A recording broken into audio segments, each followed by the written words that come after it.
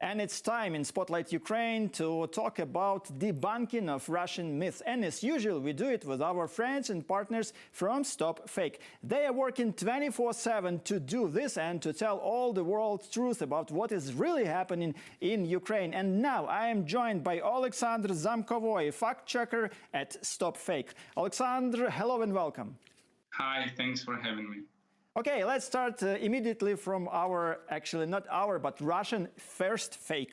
Greece opposed the supply of weapons to Ukraine. This fake was created by Russian propaganda after a small rally of Kremlin sympathizers in the capital of Greece, Athens. But who are these few dozen protesters? Our journalists investigated.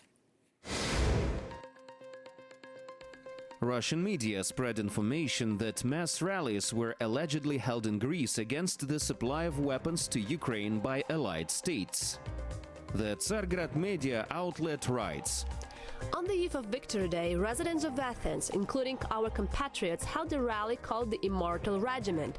Its participants once again stated that the supply of NATO weapons to Ukrainian forces is a crime against peace and a deliberate escalation of the conflict, which could very quickly escalate into a third world war.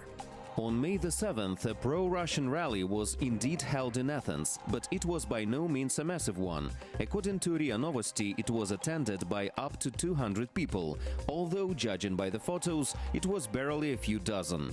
The propagandists admit that there are Russians among the participants. Behind the rally are the Kremlin-affiliated Immortal Regiment, communists and leftist parties that have no political weight in their own country. Communist Dimitrios Patelis is Vladimir Putin's personal translator who studied in Moscow. I was lucky enough to get the best education in one of the best universities in the world, or rather the best one, Lomonosov Moscow State University. The so-called Russian media often present Patelis' opinion as the position of official Athens, although this is an outright manipulation. The Greek government has condemned Russia's large-scale invasion of Ukraine, supported sanctions against Russia, and participated in the supply of weapons to the Ukrainian army. On April the 6th, while meeting with the Minister of Defense of Ukraine, the Greek defense minister emphasized, we will continue to support Ukraine for as long as it takes. That's a very clear position that we have taken from the outset.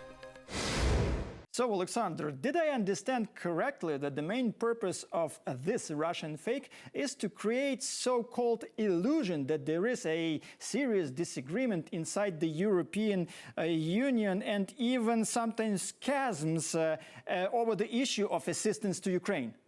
Yes, you're right. They are using all the possibilities to create the illusions.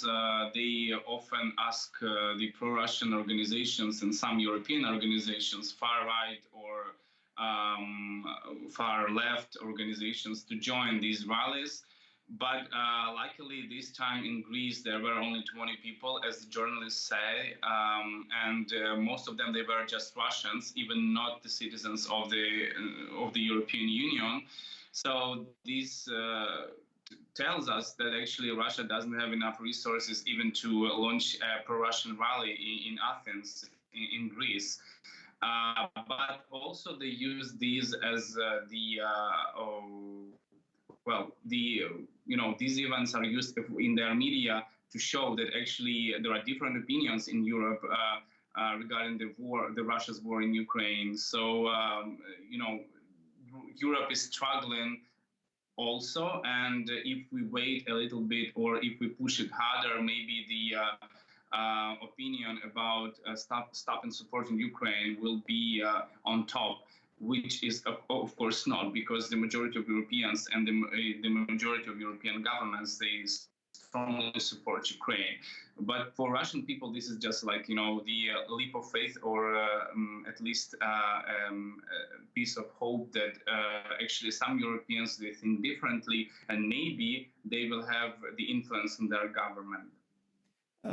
Just to stop discussion of this fake, one more question, a quick question. You said about only 20 so-called Russian journalists that were present during the rally. Does this mean that Russian propagandists are lacking of money or maybe imagination or power? I don't know. I think this can be a sign that actually in Greece, in Athens, they can't really rely on a broader audience, because usually they also use anti-globalist narratives and anti-US narratives to gather more and more people. But at this time, the 7th of May, the only people they could use are those who are Russian compatriots, and they launched a rally for the Victory Day with their ancestors on the boards, on the photos. And this is a very popular thing that Russians do in their own country as well, who fought during the Second World War. And that's it. So that means actually that there is no support in Athens for a broader support for Russians, and the only public they could gather were just Russians that they prepared beforehand.